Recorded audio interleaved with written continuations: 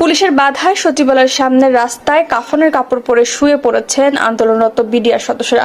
আজ দুপুর 12:30টার দিকে শিক্ষা ভবনের সামনের রাস্তায় অবস্থান নেন তারা। দুপুর 1টার কিছু আগে তারা সচিবালয়ের দিকে এগোলে শিক্ষা ভবনের সামনে ব্যারিকেড দিয়ে তাদের আটকে দেয় পুলিশ।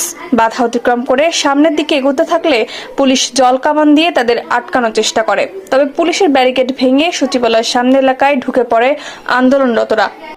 আমার বাবার একটা বড় অপরাধ ছিল যে আমার বাবা বিডিআরে চাকরি করতে গেছিল। তার থেকে যদি আমার বাবা ভিক্ষা করে খাওয়াইতো আমি সম্মানের সাথে থাকতে পারতাম, বাঁচতে পারতাম। তারা তো এটা গুরুত্ব দেয়নি। আমাদের যতগুলো মামলার নোটিশ যত কিছু আছে ওনারা সব পায়ের নিচে চাপাতে রেখে দিচ্ছে। এর আগে বুধবার দুপুর 12:30টার দিকে সচিবালয় ঘেরাওয়ের কর্মসূচি ঘোষণা করেন বৈষম্য বিরোধী আন্দোলনের অন্যতম সমন্বয়ক মাহিন সরকার। সচিবালয় এলাকায় ঢুকে পড়ার পর বিডিআর বিদ্রোহের ঘটনায় চাকরিচ্যুত সদস্যদের ফের আব্দুল গনি রোডের খাদ্য অধিদপ্তর ও বিদ্যুৎ ভবনের সামনে আবারও আটকে দেয় পুলিশ।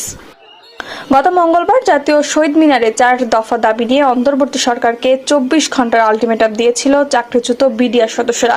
সেই আলটিমেটামের মধ্যে তাদের দাবি না মানায় বৈষম্য বিরোধী ছাত্র আন্দোলনের অন্যতম সমন্বয়ক মাহিন সরকারের নেতৃত্বে সচিবালয় ঘেরাও কর্মসূচি পালন করে তারা।